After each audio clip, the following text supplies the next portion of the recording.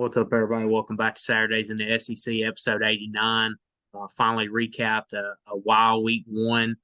Feel like we had some results that were expected and then had some results that we really didn't expect at all. So you really, as a college football fan, you got a little bit of everything this weekend, which is what we love so much about this sport. So we're going to dive right into it, start with this past Thursday night, Florida and Utah. We talked a lot about this game leading up to it. Um, I don't want to say it was, I guess, totally unexpected, but I was expecting more. If you're Florida in this game, you probably don't want Graham Mertz throwing the ball 44 times on the road. That's not a No. recipe for Florida success. And I believe they only had 13 rushing yards on the night.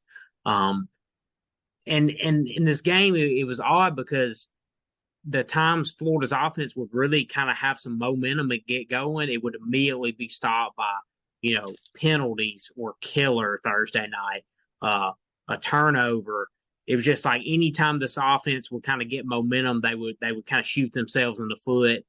Utah started the game off with a long touchdown pass. So kind of had Florida behind the eight ball and kind of out of their game plan from the get go. Into the first quarter, felt like they had some momentum, but they could never just capitalize on these drives. Just a lot of self-inflicted wounds, as we mentioned.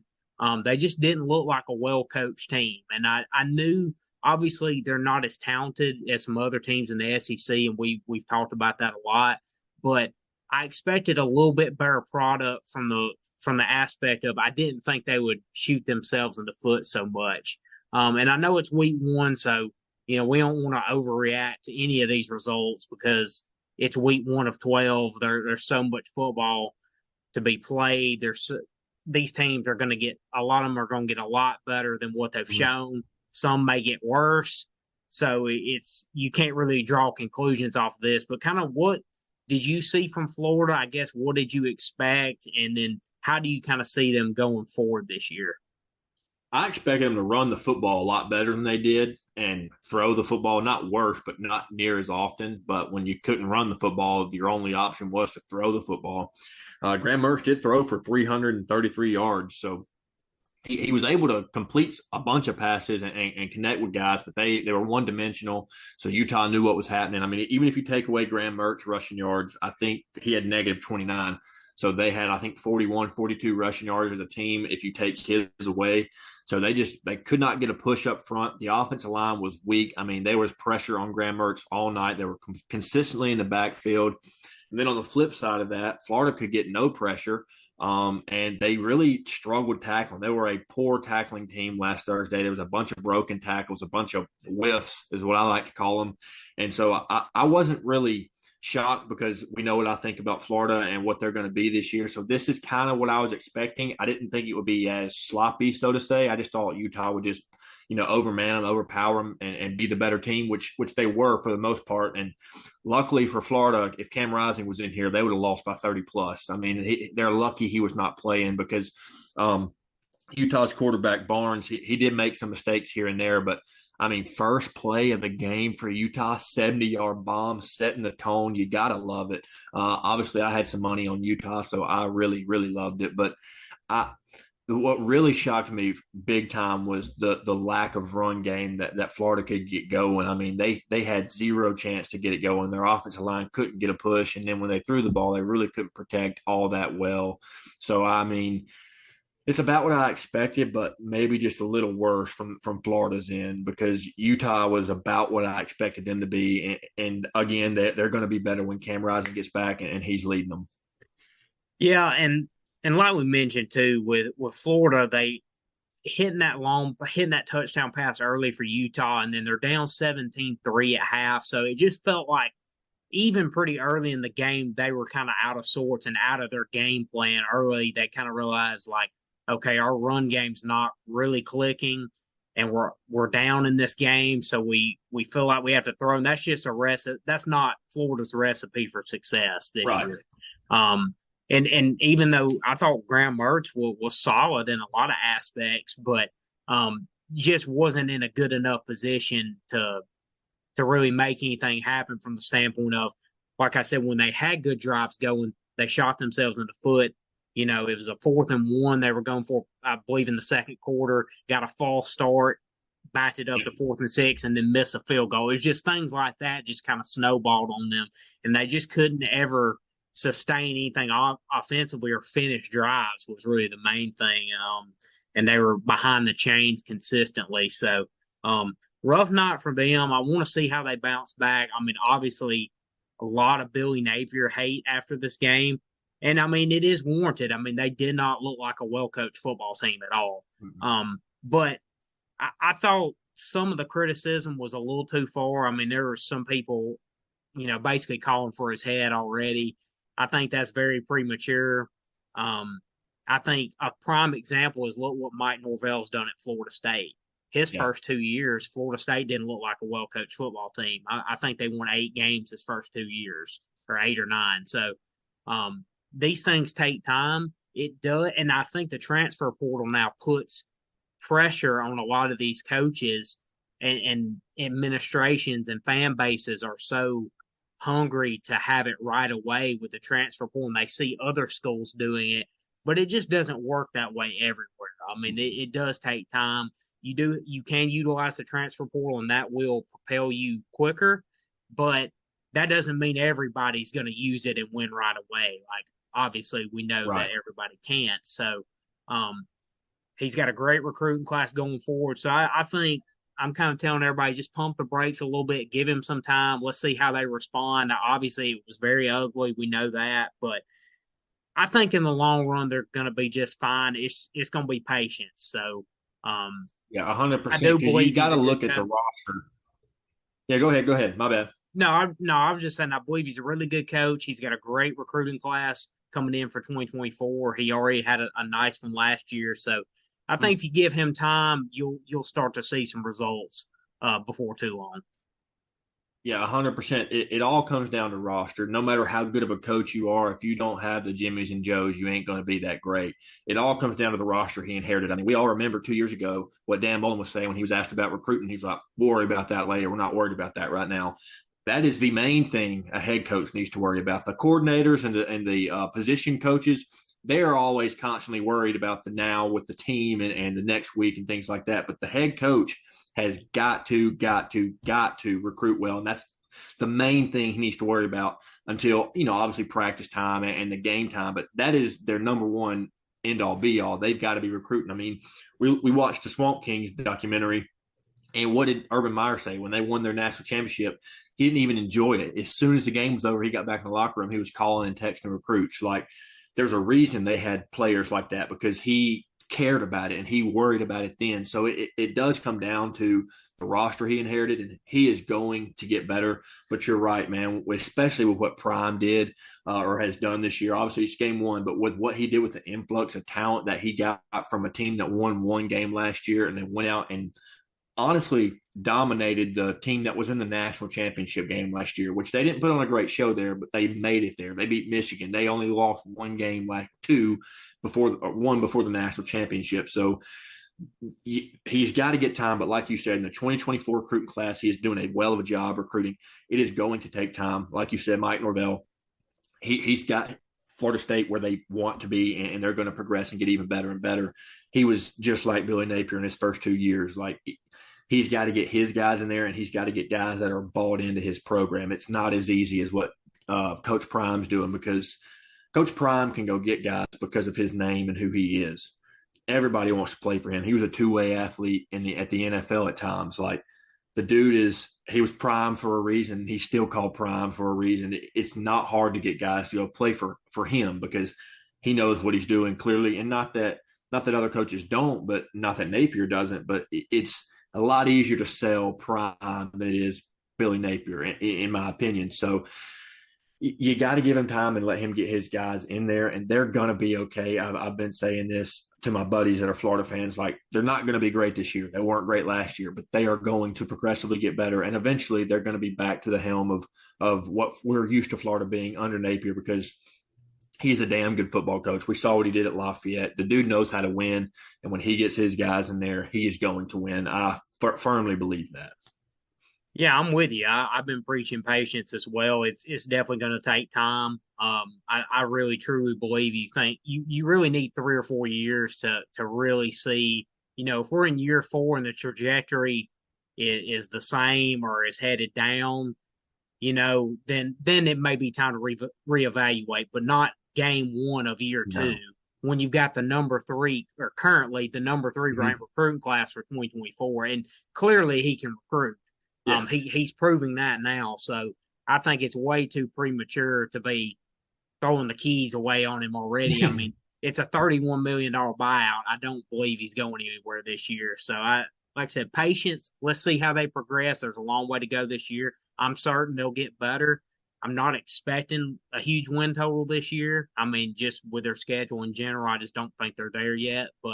Um, but I just want to see if they're able to clean up some of the sloppiness. And even though they may not be the most talented team, like I just want to see a good product out there Mm-hmm. and not see them beating themselves. Like if they get beat, let the other team just be more talented than you. Don't Right. beat yourselves and aid them in doing that. So I'm actually glad you mentioned Coach Prime in Colorado because that's kind of where I was going next because Right. that is the talk of college football right now is what he's been able to do and the guys he's brought in because we've never seen anything like this in the history of the game. The guy brought in 86 new players. I mean, it's just unbelievable to come in week one on the road and beat the team that made the national championship game last year. Even though it's not the same team, they lost so much off that team last year. So it's a completely different team, but still a program that was able to make the playoffs last year. And a guy that's in his own right used the transfer portal extremely well and Mm-hmm. Sonny Dykes at TCU. Um, so yeah, the way Coach Prime was able to put this together and able to pull off that win the other day was crazy. Um, I got to say, my instant reaction is obviously not groundbreaking news here, but Travis Hunter is that dude. 134 snaps on Saturday. That is ridiculous. Like unbelievable. I was so impressed with him. I mean, I know what we know what kind of talent he Yeah. is. That's not news to anybody, but man, what he was able to do was just insane. I mean, he was just all over the field on both sides. And then, really, for me, Shador Sanders, I haven't watched him play a whole lot. Mm-mm. I was incredibly impressed with him. He was poised, he was accurate. I mean, he just had complete command. I mean, playing with a bunch of guys, a couple transfers from Jackson State, but most of the guys he hasn't played with. Mm-hmm. So I was just incredibly impressed with him. And I'm really curious to see how he does the rest of the year once they start playing the Oregons and the USCs and the UCLAs. So, but for me, that offensive line was a lot better than I expected as well. They Yeah. really controlled the line of scrimmage and gave him an opportunity to make some plays down the field and hit Travis Hunter and some of those weapons they have. So, kind of give me your thoughts on it. I'm sure they're probably similar to mine, but I was incredibly impressed with the job he's done and some of those guys I mentioned. Shador Sanders, the guy from HBCU, like Prime said, that guy. Yeah, that guy. 515 yards, man. That dude is a dog, absolutely. But I don't. I was not shocked that Travis Hunter had the debut that he did because I mean, sure, everybody remembers he was the number one overall recruit 2 classes ago and decided to follow Dion to Jackson State and then come with him to Colorado. So everyone knew he was a great talent, but rarely are number one overall recruits that good and that dominant, especially on both sides of the ball. He had 119 receiving yards. He had an interception, which was probably the greatest interception I've ever seen a DB make ever. The way he jumped that route, full layout, controlling the ball all the way to the ground, one of the greatest plays I've ever seen. But yes, the what I was most impressed about from Colorado was when TCU finally did take the lead a lot later than people were expecting. Every single time that TCU took the lead, every single time Colorado answered, and it was with ease. It wasn't a fluke play. It wasn't anything. They drove it down the field and they punched it in the end zone, and they were just better than TCU. But every time that TCU took the lead, they answered back, and that's what sold me on it. They're not just it wasn't just a fluke win. These guys are for real. They're going to win a lot more games. I really, really, really wish I'd have taken the over 3.5 when the season started. I'm gonna be honest. Coach Prime got the receipts on me. I was not a believer. I'm a believer now. I am a believer. And I know maybe it's too late to jump on the bandwagon. He said he's got room. I'm on it now. I've done hammered them -3 against Nebraska. Woke up this morning, checked the lines, and I hammered them. But yes, the most impressive thing to me was obviously Travis Hunter playing both ways and dominating both ways. But the way that they were able to answer back, and they weren't ever stunned. It's like they never lost that faith. They just knew, okay, well, this is what we got to go do now, and they went and executed perfectly every single time. But they're poised the whole game. The game never got too big for them. The moment never got too big for them. I was blown away watching this game because I took TCU -20.5. In the second quarter, I was like, well, this is not hitting. It's not going to happen. So I just sat back and enjoyed the game that I was watching because it was phenomenal. And I'm super excited to watch them the rest of the year. I mean, they got a couple good games this year against some quote unquote better teams. And so I'm really truly curious to see how they stack up against the top talent in college football that they're going to play because they're not going to be no slouch and they're going to be in every single game this year unless they beat themselves. And I'm going to be honest, the team that I saw this past weekend is not going to beat themselves. Not very often anyway. Yeah, I think, obviously we know they're going to overachieve. Like, obviously the expectations were kind of low, in the odds markets, things like that. We know they're going to overachieve. I'm just curious to see because I'll be honest, the Pac-12 is really solid. I mean, that Pac-12's got some really good teams in it. I'm just really curious to see how they stack up against the Oregons, the USC. They play Oregon and USC back to back here in a couple of weeks. Mm-hmm. I'm really hoping they're rolling in undefeated in those games. If they beat Nebraska this week, I can't remember who they play week 3, but it's a smaller school, so they should be 3-0 if they win this week going into that game at Oregon. I'm super excited for that. I want to see how they stack up against some of the top teams in their league. But one thing about this team though, they're not going to quit. They're extremely resilient. Like they're going to be in every ball game. I think offensively they're really explosive. So, and then like I said, their offensive line's better than I expected. I think better than anybody could have expected, bringing in 86 new players and a team. Obviously, it's a totally different team, but Colorado only won one game last year, so it was definitely better than I expected. But man, I'm really excited for those games in a few weeks, and even this game against Nebraska, man. I mean, I know Nebraska's not great, but Matt Rule's there. Matt Rule's a great coach. I mean, I think he's going to bring Nebraska back to kind of where they want to be, or at least bring them back to relevance because they haven't been relevant in a long time. So this is an old rivalry too. So this is going to be an exciting game Saturday. I can't wait to see this game. 100%. Another guy I want to touch on is Dylan Edwards, dude. Had 5 catches, 3 touchdowns, 135 yards. I mean, every time he touched the ball, something electric happened. I think he had a long as 72 or 75, something like that. He was the standout guy of the game that I wasn't really – I don't know that no one knew about him, but I don't think anyone expected him to do what he did Saturday. I mean, he stole the show. He honestly did.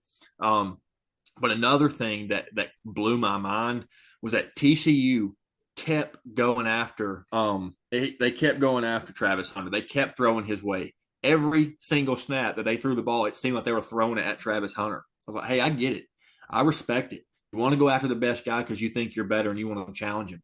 But after the second, third drive and it's not working, quit throwing that way. You got 3 other receivers. I was shocked. They continued to throw his way. So what are we doing here? Take him out of the equation completely. If he has 0 stats on the defensive side of the ball because you didn't give him a chance, that is fantastic. Why are you going after him? He is the best player on the field, or he was Saturday, was hands down the best player on the field. Why are you continually challenging him when he is continually beating you over and over and over again? What's crazy is I was thinking in the second half, especially, And like you said, they kept challenging him, kept challenging him. I was kind of thinking in my head, like, he's played like 80 at this point, he's played like 80 or 90 snaps. It's like he's got to be getting gassed. And then they just kept coming and kept coming, and he kept playing and kept playing. I'm like, dude, this dude's ridiculous. Like I It's mean, a robot. his conditioning is unbelievable. But I'm like, I guess they're challenging him because they're like, okay, he's got to get win. Like he's got to get tired at some point. He's going to get fatigued. We're going to eventually get him to But when you break see a he's little bit. not, why keep going? Yeah, and they kept challenging him, and he kept stepping up. And he's like, at the end of the game, he played 134 snaps, and then in the post game, he's like, let's line it up and go again. I'm like, Yeah. dude, I would be absolutely dead. But That is the um, true definition of insanity. Doing the same thing over and over and over, expecting different results. TCU offense was literally insane on Saturday because they kept going after him and they kept getting the same results every single time. It yeah, blew my. I was like, "What are y'all doing? You're not even giving yourself a chance. Like, yeah, go to the completely opposite side of the field from him. What are Tom Brady when he played against Ed Reed? He had. I saw this on Instagram the other day. He had written on his wristband, "Find 20 every play. Every single play, I'm going to find 20." Why are they not finding 12 every single play pre-snap and going the mm, complete opposite direction? I could not wrap my head around it, bro. I'm not a college football coach, but that was driving me nuts. I'm like, what are you doing? yeah. I mean, he's got that D on his chest for a reason. He's a dog, and He's a dog. that's all. I'm gonna leave it at that because that's all we need to know. And really though, and one last thing, we're gonna move on to South Carolina, North Carolina, but I want to see number one, can he how much can he sustain that? Like, okay, you played 134 snaps this week. Like, is he able to do that every week, or do they kind of wane him down on that? I'm just kind of curious to how that goes because you would look at it on the surface and be like, that seems unsustainable a little bit. It's Yeah, kind of like I agree. you've heard the Shohei Ohtani comparisons. Like, he pitches, he hits, he does it. He's in the lineup every game. It's like, how long can you do that though? Like, how long can you keep it up? Like, can Travis Hunter play 130 snaps every game for a whole season? Right, Like, it right, just seems a lot to ask. So I'm just kind of curious, like, how they manage his workload a little bit too. So, right. And I um, don't, I don't think that he's going to play that many snaps every single game. Obviously, he was fresh, haven't really played real football in such a long time. Obviously, going through scrimmages and things, but it's not as high intensity and not full contact as it is on Saturday. And there were times in the game, 2 or 3 plays here and there, that he was on the sidelines getting a breather. I think that's going to be more and more as the season goes on, especially against your bigger opponents. You're going to need him on one side of the ball more than the other. In my opinion, he's one of the best DBs I've ever seen in college. You're going to need him more on the defensive side, I think, because you've got so many weapons. I mean, they have 4 guys go 100 yards this weekend. They've got the weapons on offense. So I think at times, later in the season especially, we're going to see him not play as many offensive snaps. And maybe I'm wrong. Maybe the dude can go 130 every single week. I just don't think that's realistic. yeah, Obviously, in week yeah, one, it's more realistic than in week 6, 7, 8. But he's going to play both ways. But I think Prime has got a good he's got his finger on the pulse about that, and obviously they're going to communicate with each other. And Prime's not going to overdo it because he wants him to be helpful to the team, not hurtful to the team, and leaving him out there when he's gassed. But he's definitely not going to play 130 plus snaps every single week. There's no way that's going to happen. Maybe the first 3, 4 weeks, but I can guarantee it's not going to be that many throughout the season because getting banged up, playing every single snap, every single game. It's just, and you're at practice and you're in weights, like weightlifting. So it's not going to be sustainable at that level, but he is still going to play majority of the snaps on defense, and I think, and at least 2/3 of the snaps on offense as the season goes on. But I think Prime's got his finger on the pulse about that, and he's going to be able to steer that ship in the right direction and know when to pull him back or when he needs him out there. That's what I think. yeah. It's going to be fascinating to watch. I can't wait to see the atmosphere in Boulder this Saturday for Nebraska coming in. It's going to be fun to watch and see how they progress going forward. I do, as we move on, I kind of want to give a little apology to the North Carolina defense because, Gene to be Chizik was honest, listening. I didn't believe in them, and there was some positive praise in the preseason from Mhm. people saying like, "Hey, their defensive line is going to be really good." Um, I really didn't believe in them. I kind of want to wait and see because their defense was pretty bad last year. But a lot of people are saying, "Hey, if they're going to make a turnaround on defense, it's going to be that defensive line." And I think that's exactly what we saw, even more than we could have expected. Obviously, on Saturday night in Charlotte, man, these stats are just eye popping. 9 sacks, 16 tackles for loss. I mean, Spencer Rattler was absolutely harassed Saturday night. Ends up throwing for over 300 yards. When you factor in sack yardage, -2 yards rushing. You're not going to win many games when you're negative rushing. No. So it was, um, I was just surprised. I mean, obviously they had success through the air, but man, he was just harassed constantly. I mean, 16 tackles for loss. I haven't heard of a number that high very often. Kind of what you see with that game. Obviously, didn't really go the way we expected as far as that goes. But I got to give North Carolina's defense credit, specifically their defensive line. They showed up, showed out. Yeah, it kind of went back to what we talked about last week going into this game. If the offensive lines from both sides were going to hold up and give their quarterbacks time, and North Carolina's did, and they even gave their running backs time. I mean, they ran the ball for 168 yards and they threw the ball for 269 yards. That's about as balanced as you can get. So they were clicking on all cylinders. Their defense was stuffing the run. South Carolina had nothing to do but to throw the ball. Drake May did make some mistakes. He threw 2 picks, but South Carolina could just never capitalize on it. I mean, they leaned on their defense heavy and they pulled through. And then late in the game, they just pulled away with it, and there was nothing South Carolina could do. They were just getting beat like a drum. North Carolina was clearly the better team. Drake May was clearly the better quarterback that night. I kind of feel sorry for Spencer Rattler, though, because like you said, he was running for his life. He was absolutely harassed in the pocket. He had some good, pocket presence, pocket awareness. I mean, we expect that. He's been there for forever or been in college for forever. He was able to make some plays at times, but it was just too much from the North Carolina defense. They put way too much on him, and obviously they were the better team, but they were dominant, and especially in the second half, man, they really put their foot down and they controlled that game in the second half. Like I don't know how many points did South Carolina score in the second half. They scored 3 points in the second Yeah. half, and it was in the fourth quarter with a field goal. I mean, it's a complete domination on both sides of the football in the second half of North Carolina. I wasn't shocked that North Carolina was able to put up 31 points, but I was very shocked that South Carolina was only able to come away with 17. I expected them to be so much better, and I expected them to be able to run the ball a little bit, especially with Spencer Rattler and what he can do through the air. I thought they were going to have a way better balanced attack, but they had no answers for North Carolina, and they're going to face some teams defensively that are better than North Carolina this year. They might have a long season ahead. Yeah, their offensive line is definitely a big cause for concern, and that's the area that we had focused on, and was an area of concern. But I think it may even be more than I realized because their schedule's brutal too. I mean, Tennessee Saturday looked good up front. I know it's Oh Virginia, yeah, but they're pretty decent up front. Even Florida's pretty good up front. They got Georgia coming up next weekend.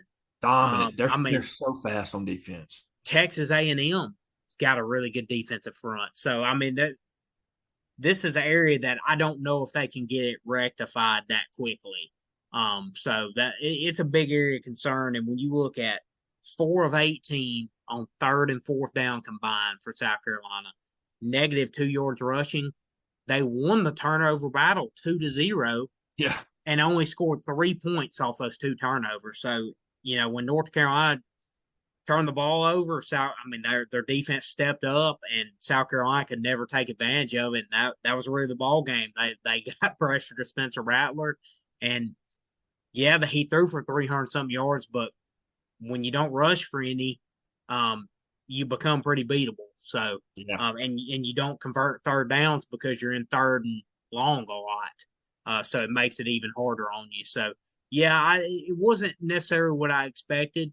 But like I said, North Carolina's defensive line especially was better than I expected, and they really showed up. And like you said, they controlled the second half totally. So, um, this is a game I want to like see where like I think you'll really get a grasp of how big of a win this is or how big of a loss this is.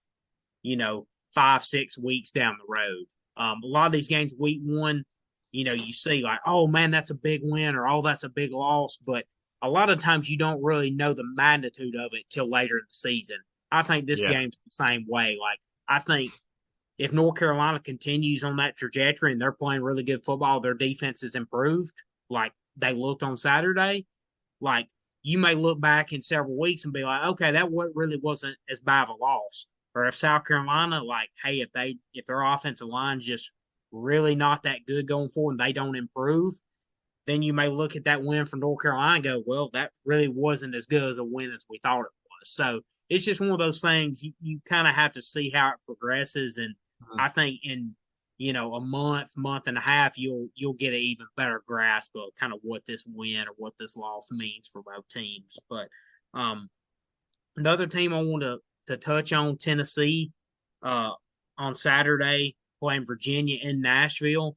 You look the final score 49-13, like, oh man, Tennessee was humming. They really started off pretty slow in this game.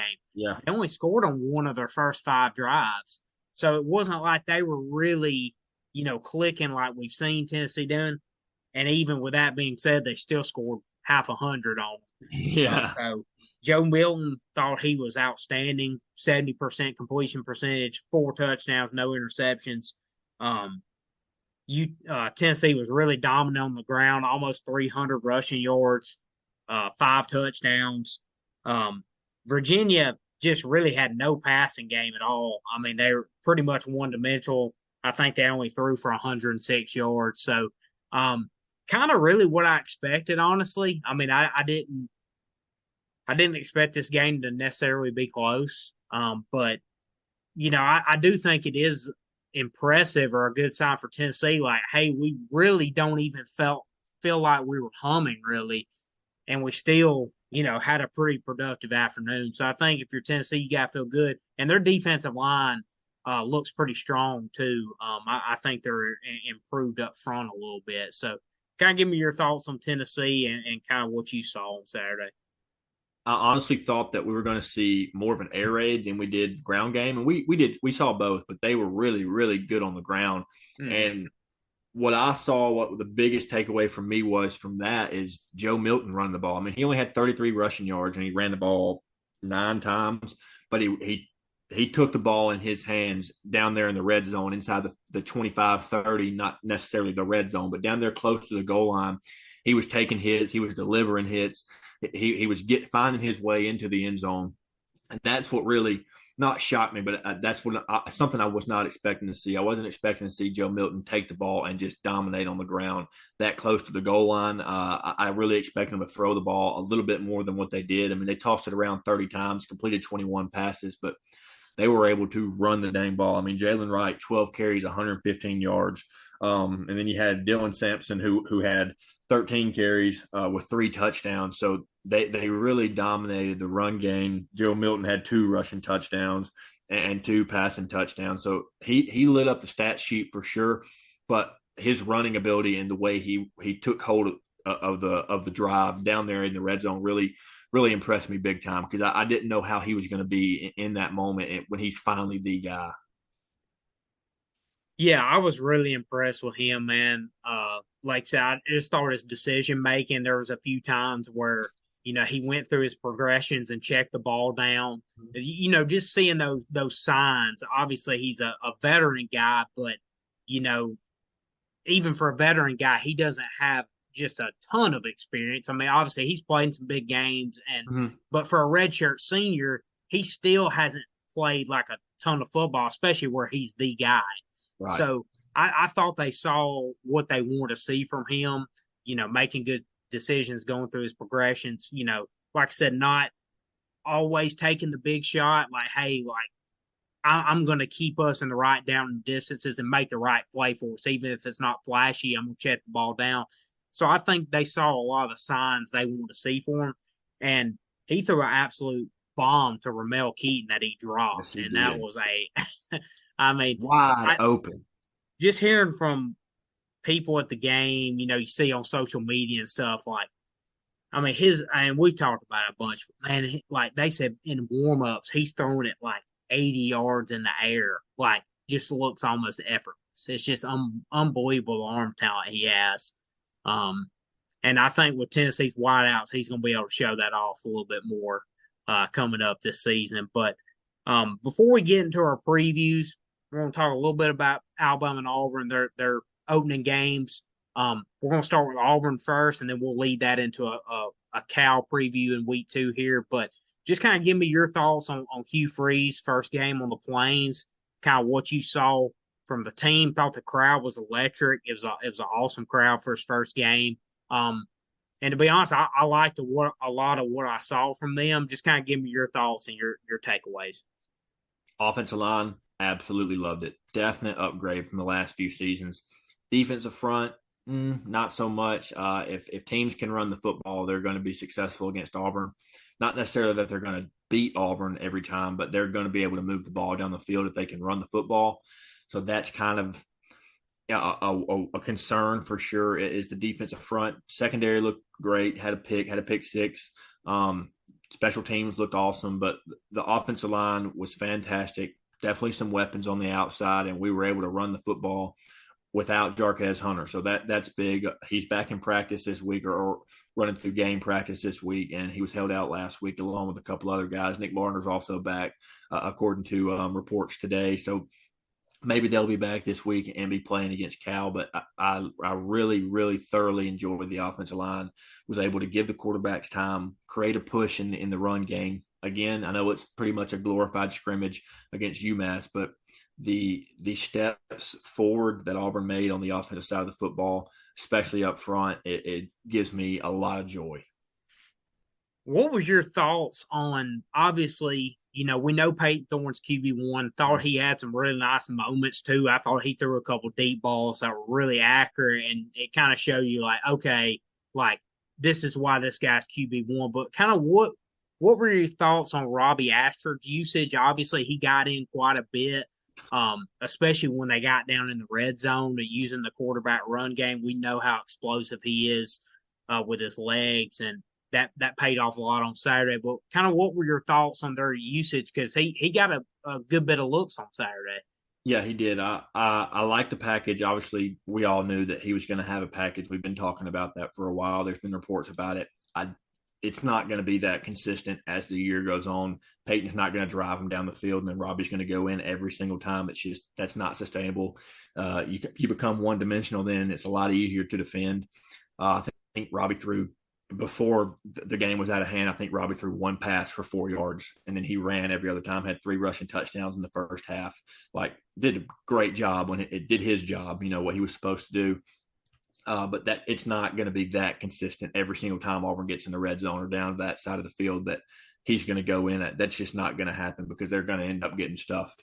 But one thing I did see from Peyton Thorne, dude, his pocket awareness and the way he moves around the pocket is something that Auburn has not seen in quite some time. There was a play, the pocket broke down. He stepped up, he stepped to the left, and he completed a ball downfield. Then there was another play where he was forced to roll out to his left. He turned his shoulders around, threw a dart to the sideline, and Shane Hooks called it toe tap, first down. Like Auburn has not seen that at the quarterback position since probably Jarrett Stidham, and Jarrett Stidham wasn't even phenomenal at the crazy plays, but he had great pocket awareness and was able to move away from pressure and still complete balls. He was able to feel it. And that's the biggest thing I saw is Peyton Thorne was incredible in the pocket. There were some times he made some wrong reads, and Hugh Freeze got absolutely frustrated with him. He was barking at him all day because there was a couple of times he made some wrong reads, but he's going to get better. But from the fundamental aspect, light years from where Auburn's been the last 3 or 4 years, and that excites me big time because he's only going to get better under Hugh Freeze, and as he's learning this offense and gelling with the guys, it's going to get better. But yes, Robbie did a great job, and when his name is called, I expect Auburn to do great things, but it's not going to be every single time Auburn gets in the red zone. That's just not doable. It's not sustainable, and it's not realistic. I mean, you look back at what Tim Tebow did his freshman year when Chris Leak was there. He would come in every once in a while. He did not come in every single time Florida was in the red zone or on the goal line, because if he came in every single time, they would be stopped majority of the time. So there's going to be a time and place for it, and it's going to happen probably a couple times every game, but it's not going to be as consistent as it was. Peyton driving him down the field and then Robbie going in. That's not going to happen. Yeah, and there's a reason Peyton Thorne's QB1 because all Right. Auburn and Hugh Freeze staff, they know like for Auburn to reach their potential and get to where they want to go this year, like their best bet obviously is Peyton Thorne, and Mm-hmm. like you said, his pocket awareness. And two, I felt like the biggest thing for me, like his accuracy, I thought was really good. The biggest thing for him was just getting more comfortable with the playbook and just with his receivers. Right. There were some times where there was some miscommunication a little bit, but um and that's going to come with some time. I think in a few weeks he's going to look even sharper. So I liked what I saw out of him. For the most part, obviously it wasn't perfect. But it's never going to be, especially in week one. So, but I was impressed, like you said, with what we saw from him. And we knew Robbie was going to get some looks, and it did kind of stun me though. UMass, like he would run the read option and they would never take him. I'm like, dude, if the running back runs up on the runs through the middle of my defensive line, okay, but at least I got three or four guys there. Yeah. There was multiple times they just didn't even take him. I'm like, he's Untouched. keeping the ball. It is crazy to me. That's why they're UMass though. But anyways, overall though, I was really impressed. The defense gave up the long touchdown drive early in the game, but they were locked down, forced some turnovers after that. So that was a really good, starting point for them this year. How are you feeling going into week two here? Because obviously Cal kind of surprised a little bit. I didn't watch their game against North Texas, but I believe they put up 58. I think Yeah. that They ran the ball extremely well. yeah, they definitely, I think, overperformed certainly what people's expectations were, at least in this first game. So kind of, and this is a tricky road trip too. I mean, it's a 9:30 game. It's out west. Um, so kind of just give me your thoughts or what you're looking for this week as Auburn goes out to the West Coast. I mean, just one thing and one thing only. How much better has the defensive run game gotten in the last week? Because Cal can run the football. They proved that this past week. They got a damn good running back. They're going to run the football. They're going to try to establish that dominance. So if Auburn's front seven can stop the run, I like our chance. Not even stop it, just slow it down a little bit. I like our chances. But if they're able to run the ball, it's going to be a long game, probably a high scoring game, because I think Auburn's going to be able to run the ball on Cal as well. But something I heard today that kind of makes me uneasy: in the history of Auburn football, they have never won a game in the state of California, ever. Not one game ever in the state of California. That worries me because history repeats itself. Now, history is made to be broken. The streaks are made to be broken, but history repeats itself. And again, Cal can run the football. And the biggest takeaway that I had this week of the whole team was not able to stop the run that great. And so what's going to happen? Because if we ain't never won a game in the state of California and California can run the football really well, might be a recipe for disaster. Now, I do think Auburn's going to win. They do open up as a 6.5-point favorite. So I think Auburn's going to win. That's as unbiased as I possibly can get. I don't think they're going to dominate. I don't think they're going to run away with it. But I do think that they're going to find a way to win the game. And I think it's going to come down. It's going to have to come down to the defense. And if they're able to slow the run down as much as possible, force some, long third and fourth downs and try to keep California behind the sticks. I think that's the best way they're going to be able to win. I mean, that's any game, but if they can slow their run game down and put the pressure on their quarterback and make him throw the ball around, I like Auburn's chances a lot better. Yeah, I'm with you. I think Auburn's going to win this game. I don't think it's going to be a huge margin of victory. I think the line's probably pretty close. I think Auburn wins by. I think they probably punch one in late. I think they probably win by 2 scores. Honestly, I just think Auburn's got more athletes than Cal. I think they are going to be able to run the football on them, which you alluded to. It obviously it is a tricky game. Like I said, it's out west, different time zone. It's just it's early in the season still. And an SEC team's coming to Cal. They've been down. Like, you're going to get the best version of them. Yeah. They're going to be fired up and ready to go for this game. So, um, definitely a tricky spot here. A unusual road trip. I mean, like I said, Auburn probably haven't went out west in no telling how long. I don't For think a we regular played in season Cal. game. I don't think Auburn's played in California since the national championship game in 2013, the Rose Yeah, Bowl. I think that was the last time they played in the state of California as a football team. yeah, and probably in the regular season, it's been no telling how long.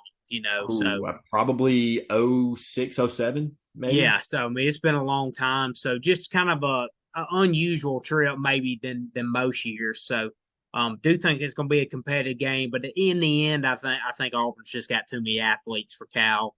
And I do think they'll be more physical up front. You allude to that offensive line and run game. I think they'll lean on to that, and I do think they'll slow down Cal enough to get a win. So um, yeah, that's gonna be a fun one. I mean, like I said, 9:30, so you gotta stay up late for that one. That's kind of the nightcap of the weekend. Yeah. Um, Gonna kind of shift gears now to Alabama, talk a little bit about their opening win against Middle Tennessee State, and then obviously um, probably one of the games of the season against Texas this week. I mean, the entire college football world is going to be in Oh yeah. Tuscaloosa. Game day, SEC Nation, Josh Pate, Barstool, On3, you name it, they're in Tuscaloosa this weekend. But first, going to talk a little bit about the Middle Tennessee State game. Um, my first takeaway was noticeably more aggressive flying to the football on defense. Already can feel Kevin Steele's impact. Mm-hmm. I mean, it was immediate from the first quarter. I was like, man, Alabama's linebackers, especially, have not seen them flying around like that in a few years. Deontay Lawson, if he stays healthy, is going to have a monster year. He's always been super talented. Thought he had a good year last year, but I think he's like one of Alabama's main breakout players. Think he's due for a huge year. He's a signal caller. He can fly sideline to sideline. I think he's going to have a monster year in Kevin Steele's defense. So that was kind of my first takeaway. Um, and then I think the key stat from the game is over the last few years, has in the past went from one of the most disciplined teams in the country to over the last couple of years, two or three, being one of the most undisciplined teams in the country. Especially last year against Texas. I mean, that was brutal. Yeah, Texas, Tennessee had 15 plus penalties in both those games. Had 8, 9, 10 penalties in a bunch of games last year. I mean, they were, I think, 100th in penalties last year, 110th. I mean, they were one of the worst in the country in penalties, and that just is unacceptable. So the key stat for me Saturday night was only 2 penalties and none on the offensive line. So that was great to see. I don't think the offensive line really like controlled things maybe as much as you would expect. Right. But you can tell though they were a lot of times getting a push, moving guys off the line of scrimmage. So I think there's still some gelling to be done there, but I think that's going to be a strength. Texas has got a really good run defense, though. They looked good in week 1 on that side. So I think that's the matchup of the weekend. I'll get into that in a minute. But really, obviously what everybody's been talking about is Jalen Milrow's performance.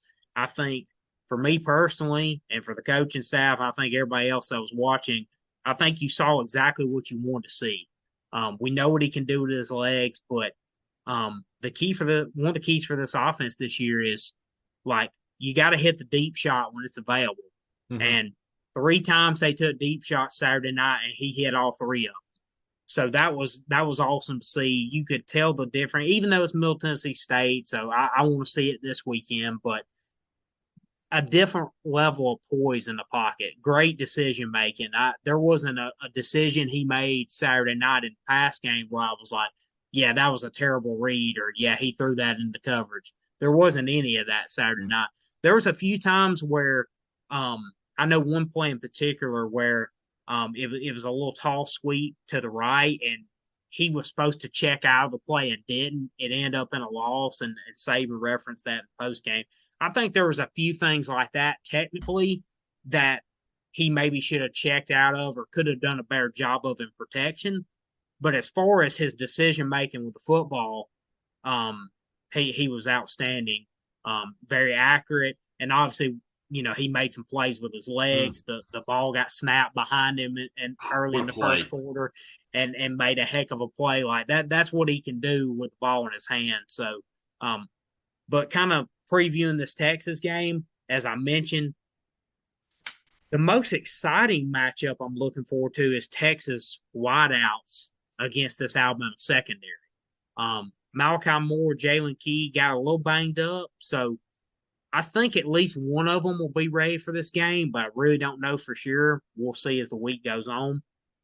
But that's the most entertaining matchup. But I think the matchup that probably matters the most is Alabama's offensive line against Texas run defense. Yep. Because I think Texas run defense is legit. I know they played Rice, but just projecting them going forward, I think they're going to be a much better run defense than what they've been. I think they're improved in that area.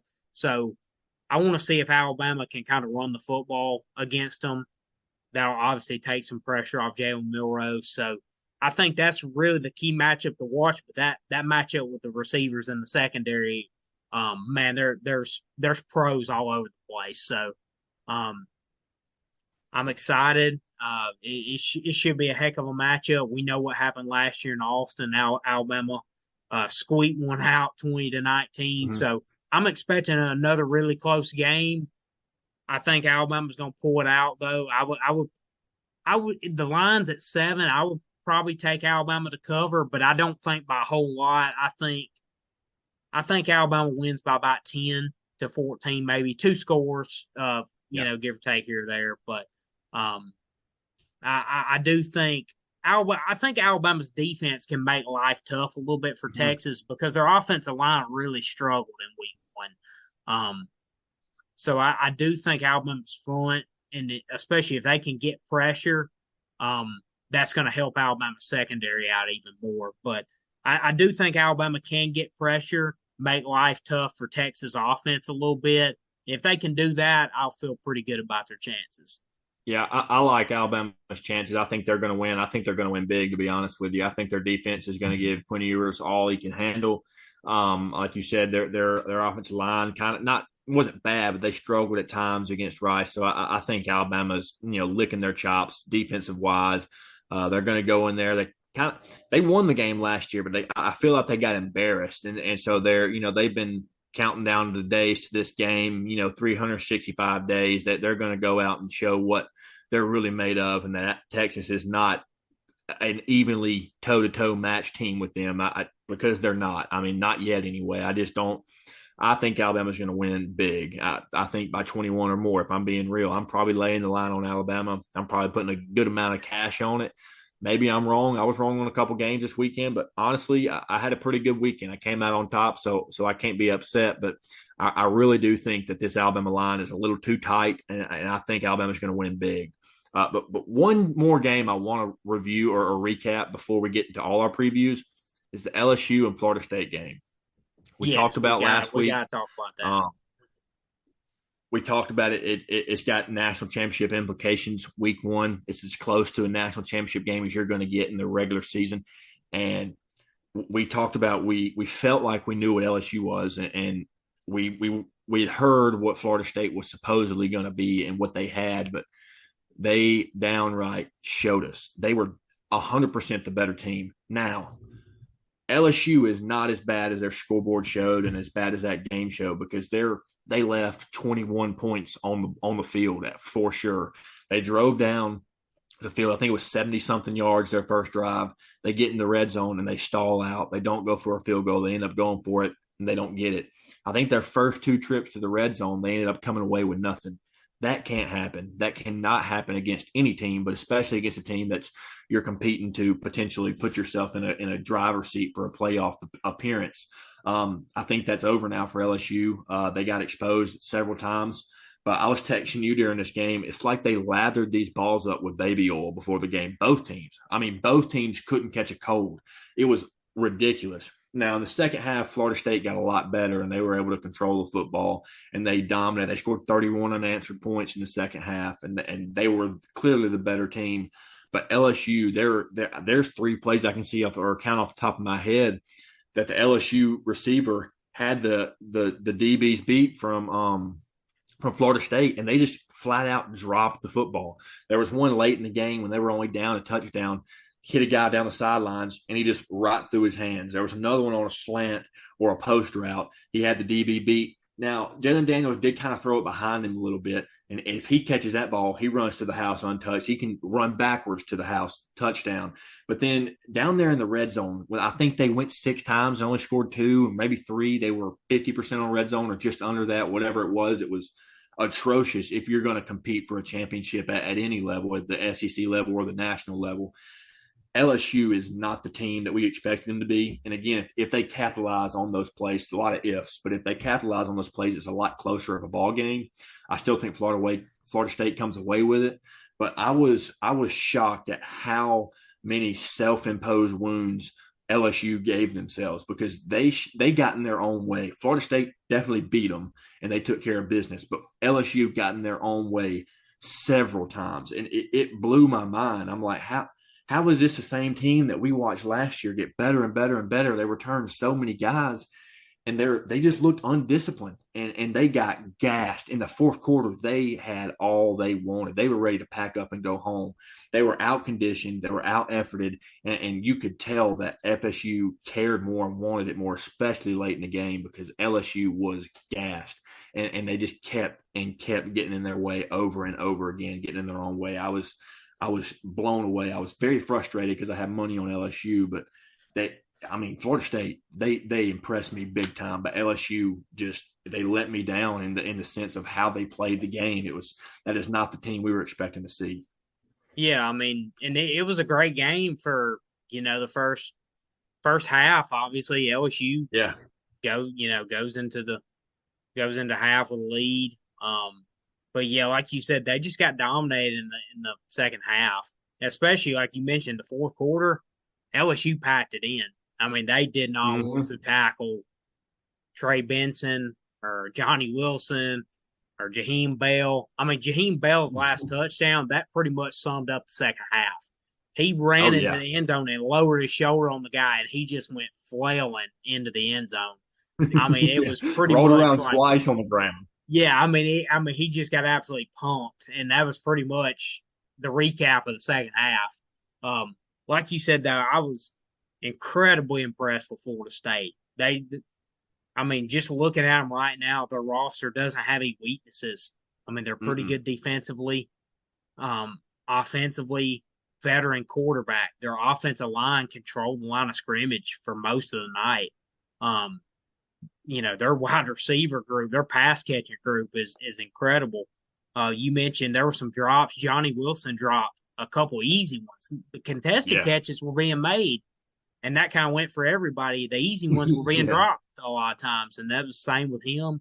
But man, if people didn't know Keon Coleman before this game, they know him now because he is that guy, and man, he is a difference maker for this offense because he brings a little bit different, style than John. I mean, Johnny Wilson's 6'7".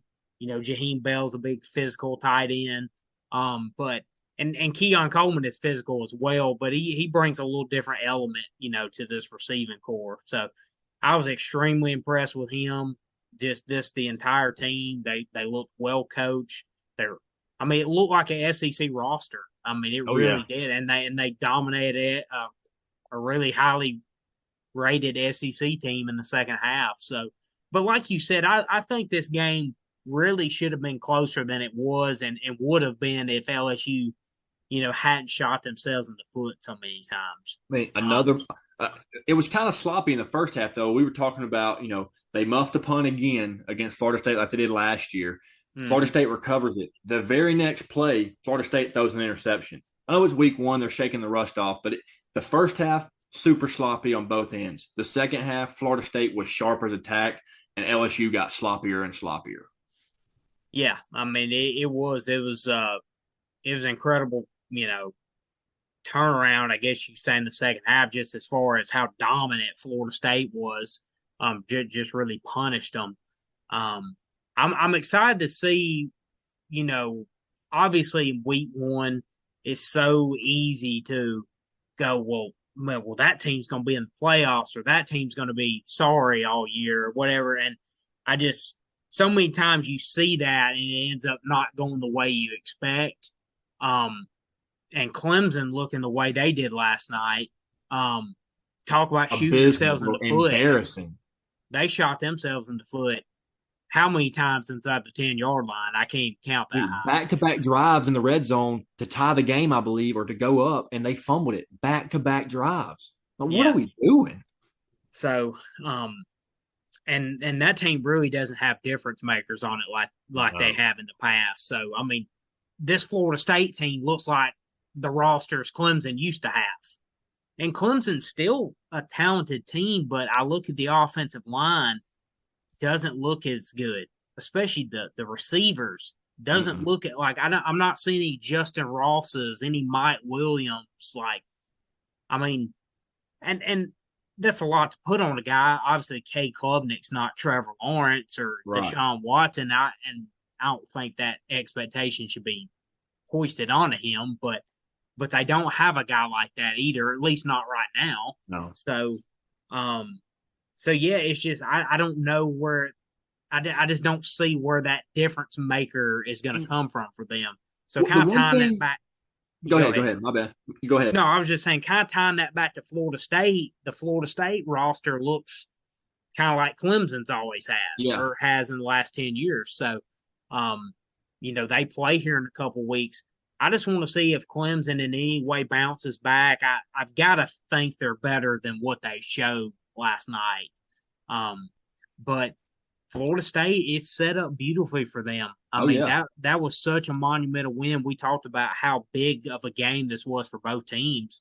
So Florida State, I mean, they're going to be the best team in every regular season game they play from here on out. Like they're going to be favored. They're going to have the best roster on the field. So it's really setting up beautifully for them. Um, and even if they lost to Clemson in Death Valley, I mean, if they take care of business like they should, they're going to get another shot at them anyway. And who knows if Agreed. Clemson may even be there.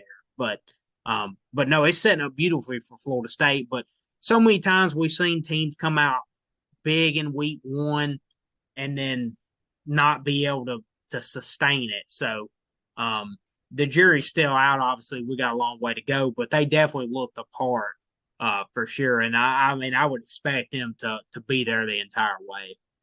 The thing that left me scratching my head last night about Clemson, they have Garrett Riley leading their offense, and I felt like they never ever took shots downfield. They were consistently handing the ball off or tossing screens, throwing little short passes. I feel like there was rarely chances or shots or attempts to go downfield and push the ball downfield. And maybe they just didn't believe in their guys, and it wasn't the way their game plan was set up. But I just was like, this is not the Clemson offense I'm used to seeing. Again, they don't got the same guys. It's a new offensive coordinator, but with a guy with the last name Riley coming from that family tree, he airs it out. He takes shots, and I just did not see as many downfield attempts for Clemson's offense as I thought I would see. It's just like they were staying underneath a whole lot, a lot of stuff side to side. I was baffled by it because I did not see. It's like they were scared to take a shot down the field. Maybe I'm wrong. Maybe I was looking at something completely different. But to me, I was like, they haven't taken a legit shot downfield all game.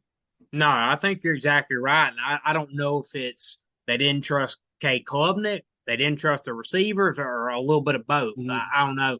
And, Dabo said, going into the season, like Garrett Riley, like we brought him in, like, but he's going to run our offense.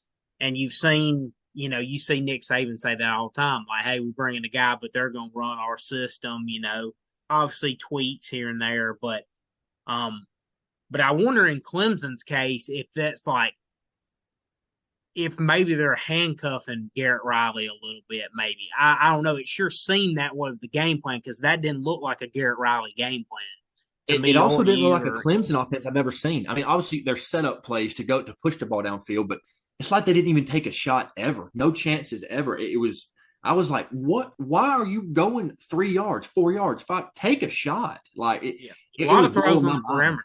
Yes, a bunch of them and underneath, big time. I was like, what are we doing? You're not pushing the ball at all. You're not giving yourself a chance. You're playing behind the sticks all night because you're not even getting to the sticks. Yeah, it was definitely baffling. And like I said, I don't know if it was a lack of trust in Klubnik or a lack of trust in like, hey, we don't feel like we have the playmakers to go make those plays. I don't know. It was definitely surprising. And Dabo said after the game too, like I think they were 56-0 under him when they rushed for 200 and passed for 200. They did that last night. I think they were one. I can't remember the exact numbers, like 103-3 or something when they rushed for 200 yards under him. Like it was one of those weird kind of games, for them. Like they had production on offense, but like I said, they shot themselves in the foot so many times in the red zone. Yeah. I mean, they Um, left 20 points on the field as well. I mean, two drives in the red zone where they fumbled the ball on the 2-3 yard line, a missed kick and a block kick. I mean, that's 20 points right there that are gimmies, and especially for a team like Clemson, and they couldn't get them. So I mean, they definitely beat themselves as much as Duke beat them, but Duke showed up. yeah, they did. I mean, Duke. I said, and I texted you last night. I said Mike Elko, his stock is going like this. Yeah, It's going big up, time. up, and up. Man, what he's done there. I mean, he's 9 wins last year, yeah, he's beating 10-4 Clemson. there now. Yeah, Went 9-4. He's 1-0 now. He's got a legit quarterback. Riley Leonard's is a really, really good player. baller from He's the state of Alabama too. That's pretty cool. I didn't know he was yeah, from he's Alabama. kind of burst on the national scene. There was, I believe, 28 NFL scouts there last night. Um, so yeah, he's probably going to be rising up draft boards this year. He's really impressive. So, yeah, they've got a really good thing going there, and I think Mike Elko is going to be getting some even better looks here sooner rather than later because he's done a unbelievable job. I mean, Yeah. he's won 10 of his first 14 games. They only won 10 games total the three previous seasons before he got there. I Yep. mean, that's crazy. So they've got a tougher schedule this year than they did last year. So I want to see kind of how they progress, but he's definitely got them rocking and rolling. So that was impressive to see, and I want to see how Clemson bounces back as well. Or if they will. Yeah, or if they will, because like I said, I don't see the difference makers that they've had in the past, and I don't know unless Dabo really starts utilizing the transfer portal. I think it's going to be more of the same Yeah. because, and I know he doesn't like the current state of college football, as a bunch of coaches don't. He's not alone in that, but unless he really starts embracing it, and I'm not saying he's got to love it, but he's got to start utilizing it because if he doesn't, you're going to keep getting similar results Yep. because you can't keep having guys leave and not adding any guys from the portal because there is a bunch of guys in the portal I guarantee you that would love to come to Clemson, that would Mm-hmm. love that opportunity there. I mean, they could be getting legit guys just like Florida State got. I mean, Florida State entire offense is built on transfers. Yeah. Keon Coleman, Jaheim Bell, Johnny Wilson, Jordan Trapp. I mean, literally the whole offense. So unless he starts really embracing it and utilizing it to his advantage, I think the results are going to be the same. He's going to go 10-3, nine and Yep. four, and so forth. So I think he's at a crossroads here. Like he's got to figure out like if he doesn't want to utilize it, he may be stepping to the side. Like Mm-hmm. because I mean he's going to have to learn to use it whether he likes it or not. Because I mean, not saying he's going to get fired or anything, but I mean he's not going to get the result. He's not going to keep that program at the level it's been if he doesn't start No, utilizing that. not at all. But kind of moving with our week 2 previews. another big game that's kind of flying under the radar a little bit just because of the magnitude of Alabama, Texas, is the Texas A&M Miami game. Yeah. This was an interesting game last year. Texas A&M coming off the loss to App State, they bounced back and got the win against Miami, and then obviously went on to have the season that they did. And Miami wasn't very good either. So this is really a huge game for both these coaches, for Jimbo Fisher, for Mario Cristobal. Cristobal, he's kind of trying to build Miami up. This would be a huge building block for him, and I think would take some of the pressure off him a little bit. And then if you're Jimbo Fisher, same thing for him. This could help not obviously not take the pressure off, but ease some of it a little Yeah. bit. But if he were to lose this game, that just turns it up that much more. So I think this is a critical game for both coaches, for both teams. I was really impressed with Texas A&M's offense. I thought Connor Weidman looked extremely impressive. Um, and then with Miami, kind of looking at them, their offensive line was atrocious last year. It looked a lot better in week one. They're playing Miami of Ohio. So I know a lot of these teams we're mentioning haven't really played legit competition yet, but just you can kind of see some early signs, and Miami totally overhauled their offensive line, and they look much improved. That's gonna be big for this weekend against A&M. But kind of give me your thoughts on this game. Yeah, Uh, Connor Weigman threw 5 touchdown passes this last week. He's got that offense under wraps. We talked about him in the preseason a bunch. I know I did. I think he's the answer for their offense. He's got a bunch of weapons around him. It's the number one recruiting class, highest rated recruiting class of all time. They're sophomores now. They've played a bunch of football.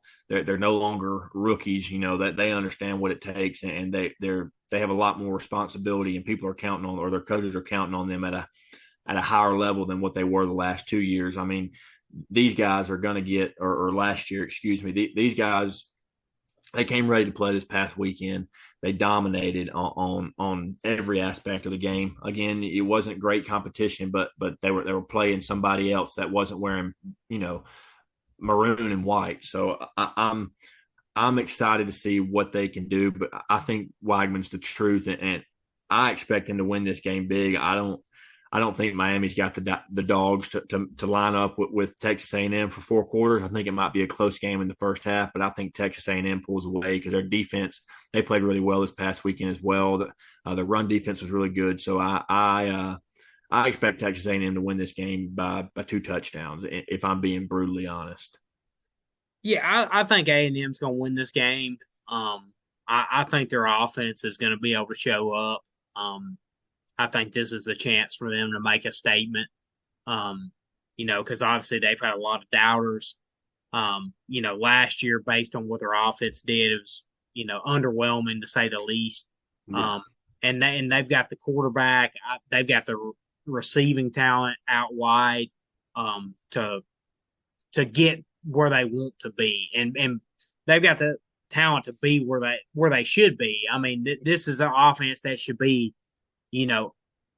top 20, top 30 in college football. This shouldn't be a 80, 90 ranked offense. They've got way too much talent for that. So I think this is a chance for them to really go out and make a statement and say, like, hey, this year's going to be different. Like, hey, we got our quarterback. We got Evan Stewart. We got Anaya Smith. Like, we've got legit weapons. And I just don't think Miami's as talented as Texas A&M is at this point. So I think A&M's don't think it's going to be a blowout necessarily. I'm kind of like you though. I think it's probably going to be like a 2-score type of game. Mm. But I do think their offense is going to be effective. I believe a lot in Connor Weidman. Really impressed with him, and I think he's got a bright future ahead. Not only this year but going forward. But Evan Stewart and Nye Smith, I mean, he's got some of the better weapons in the SEC to throw to, and I think they're going to get some favorable matchups against Miami. I do think, as I mentioned earlier, Miami's offensive line, I think they are vastly improved. So that's going to be critical going up against this defensive front. So I think they're better equipped, than they were a year ago, even A&M, how they were in their current state. but I don't think it's going to be enough against this A&M offense. I believe they're going to turn it around this year. Yeah, I agree with you. And another game that I'm really excited to watch this weekend is the Ole Miss Tulane game. I mean, this Yeah. Tulane team is no slouch. I mean, they beat Oklahoma a couple years ago. They dominated at South Alabama this past weekend. I mean, they completely dominated that game. Their defense looked fantastic. They were putting pressure on South Alabama's quarterback all night. Had a bunch of pass breakups, but their offense was able to move the ball, and they sustained drives. They controlled the clock, and they drove it down the field consistently. They didn't really stall out that much. And then on the flip side, Ole Miss hammers Mercer 73-7. Their only score was in the first play of the game or first drive of the game for Mercer. So I think obviously I think Ole Miss is going to win this game, but I think they got their work cut out for them. It's not a regular out of conference game that they're playing. Tulane is legit; they're the real deal, and I think they're going to give Ole Miss all they can handle. But I think Ole Miss pulls away late just because they're going to be able to outlast. They got more athletes, a little more depth, but. I'm excited to see this game because this is a sleeper game. So you could say I think this is going to be one of the most fun games this weekend. Not super great games all around college football, but this one's going to be very intriguing. I really do believe that because Tulane, they're a lot better than the conference that they're in. Yeah, I agree with you. I mean, hardly anybody's talking about this game really, because Yeah, I some know. of the, you got Alabama, Texas obviously is getting a lot of talk. Colorado is getting a lot of talk right now. Texas A&M, Miami, obviously. A couple other sleeper games just around college football. You got Oregon going to Texas Tech, who lost to Mhm. Wyoming, but like I don't necessarily think that. I mean, how many times? Yeah, I know. Just speaking for personal experience, it's burned me a million times, and I don't ever learn my lesson. But a team's made a big statement in week one. They turn around and put like Oregon made a huge statement, even though it was against Portland State. Texas Tech loses, would not shock me at all if Texas Tech doesn't play them really close. I mean, Oregon's coming Oh on the yeah, road to Lubbock. I think Oregon wins the game, but you would think, oh man, Oregon's gonna roll like Texas Tech lost, but I mean, I think Texas Tech's a pretty solid team. That's not an easy road trip by any means. It's early. It's gonna be hot. It's early September still. Like that's not a your ordinary kind of road game, really. So, no, um, and I've just been victim to that so many times, thinking, oh yeah, man, that so and so's gonna roll. They looked awesome. They're gonna roll, and then they come back and not even lose, but they don't play nearly as well, or the other team plays way better than they did week one. So, would not be shocked at all if that game's not close. I know Baylor looked like trash week one, got beat by TJ Finley's bunch. Wouldn't be shocked if they didn't play Utah close. I mean, honestly, yeah, you would think, man, Utah's going to beat them by 28 or 30 or whatever. Would not shock me if they don't play Utah close. Like I don't think they'll beat Utah, but that's just how it is. Like I've been burned so many times by that. I'm just like, and I may be completely wrong, and those teams may blow both of them out. I don't know, but I just know how many times that's burned me. So I have to respect that these teams are going to come in desperation. They don't want to go 0-2. They got huge opponents coming in, so I think you'll see a lot better efforts, and I don't think they might not be blowouts, maybe, or as big of wins as people expect. Could be, but I just know how it's been in the past. So yeah, 100%. I've definitely been burned. Wallet book or the pocketbook's been burned a lot because of those type of bets. I'm like, oh, they dominated this past week. This team laid an egg. It's bound to happen again. Nope, wrong prime go. example is Miami and Texas A&M last year. I mean, Mm-hmm. I'm actually glad we just talked about them, but A&M's coming off the App State loss, looked terrible. You're thinking I mean, they just lost to App State. How are they going to beat Miami? Miami was, looking decent at the time. It's still early, but you're like, when you saw the line come out, you're like, yep, hammering Miami. Everybody's like, yep, hammering Miami. A&M ends up beating them. You know what I mean? That's like mean, that's just how it is. So, I've just been, I've been hit a lot of times with that. So I wouldn't be shocked if those games are not close, or even if one of them pulls an upset. Like if Texas Tech beat Oregon, wouldn't be the most shocking thing. But we'll Mm-mm. we'll see what happens. I think those are some low key good games around the country as well. Um, but yeah, that Ole Miss Tulane is not being talked about enough. I mean, Tulane's the defending Cotton Bowl champions. They beat the Heisman winner Caleb Williams, Yeah. outdueled them in Dallas. So that's a legit squad, man. That's not, like you said, that's not your regular out of conference game against the American Athletic. I mean, this is a No, it's legit not. Tulane team. So that one's going to be a really fun one. Around the SEC though, some pretty sneaky good games. I mean, you got the headliners obviously that we mentioned. I want to see how Vandy does against Wake Forest. Don't think Vandy's really played particularly well yet. Maybe I've expected a little bit more from them early, but I want to see Mhm. if maybe they can make a little bit of a statement. Or I think the line's 10.5 on that game. Um, and then obviously, Ole Miss and Tulane's going to be a great game. Same with Texas A&M, Miami. Um, Kind of curious about this Mississippi State Arizona game too. Arizona had a pretty Yeah. good show in week one, so um, first Power Five game for Mississippi State and Zach Arnett. So kind of want to see how they handle that challenge too. Absolutely. So glad it's back. It's week after week now. We don't have to wait, and have a couple of week zero games and then wait a whole nother. It is on like Donkey Kong. We just got 5 weeks straight or 5 days straight of college football.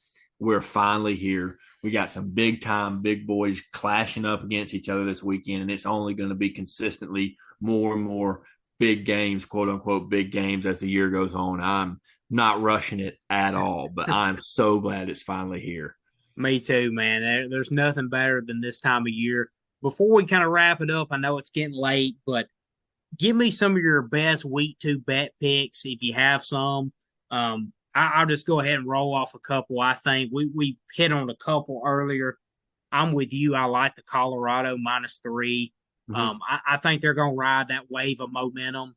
Yeah, I just got through saying I've seen teams burn me, have a big week one performance, and then come back and maybe not be as good week two, and vice versa. So, but in this instance, I'm gonna roll with Colorado. I think at home with the momentum, the excitement that's generated there. Um, I don't have any doubts that they're not going to come ready to play. Right. I fully believe they're going to be ready to play this game against Nebraska. I like Texas A&M minus the 4.5 against Miami. I think they win by about 10-14 probably if they play offensively like we think they can. Um, I've seen this game teetering like 2.5 to 3. It's 3.5 now. I still like it though. Oklahoma State at Arizona State. I'm gonna roll with Gundy here. Like I said, you can kind of shop around if y'all have different, sport books you use. You may find it a little bit lower at one place than another. So it's kind of in that 2.5 to 3.5 range. Um, and then I'm rolling with Liberty again. I kind of had an up and down week one, but Liberty was one that hit for me against Temple. I've got them 10.5 against New Mexico State. So I'm rolling with Liberty again. And then I'm taking Charlotte plus 25 against Maryland. Think that's a little bit too much there. So I'm gonna roll with them to keep it within the 25. That's the five I have so far. All right, I'm going against my golden rule of being an Auburn fan, and I'm laying some money on the Tigers. I got them -6.5. I got them early before I think the line's going to change a little bit. I think it's going to go up in Auburn's favor if I'm being real, but I took them at -6.5. I think Auburn's going to win by at least a touchdown. And then Florida State, man, they impressed me so much. Their offense it's what the way they looked, especially in that second half. I don't see anybody slowing them down anytime soon. They're playing Southern Miss this week. They are a 30.5 point favorite, but I think they're going to roll. And I took Florida State -30.5. I took Oregon minus 6.5. I really hope that Texas doesn't come out being showstoppers because I took Oregon minus 6.5. I just don't. I think their offense is way too good and way too fast and way too explosive. They got too many experienced guys, older guys, vets, and their quarterback Bo Nix. He's done a well of a job since he's been at Oregon. So I took Oregon minus 6.5, and then I also took Colorado minus 3 going against Nebraska. Colorado's offense. I mean, I know I'm talking about offenses for all these guys, but Colorado's offense, like I said, the way they were able to answer with ease against TCU every single time that they took the lead back from them, and then they just marched it right back down the field like it was nothing and scored. I just don't think Nebraska's built to consistently stop them drive after drive after drive. But I also don't think Nebraska's offense is built to consistently answer the times that Colorado scores. So even if Colorado only wins by a touchdown, that still covers. But I think they're going to win by double digits, 10 or more easily. So I put a big amount of money on Colorado minus 3 because I really do believe. I'm telling you, Dion, I believe I'm on the bandwagon now. So I got Colorado minus 3 against Nebraska, and that's my big bet. I feel like it's just free money. If it was minus 10.5, 8.5, 7.5, whatever, I might have been a little more cautious on taking it. But I saw minus 3 when it opened last night or yesterday, and I was like, absolutely, give me my money. Hey, I'll quote Dion here. We ain't coming, we here. Yeah, that's right. So we're here, we're back. We're already past week 1. We waited so long for it, and it's already gotten past us. But beauty of it, we got a bunch more weeks ahead of us.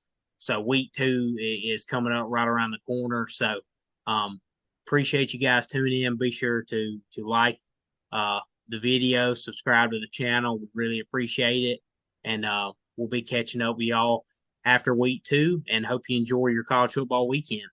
Absolutely. Thank you, guys.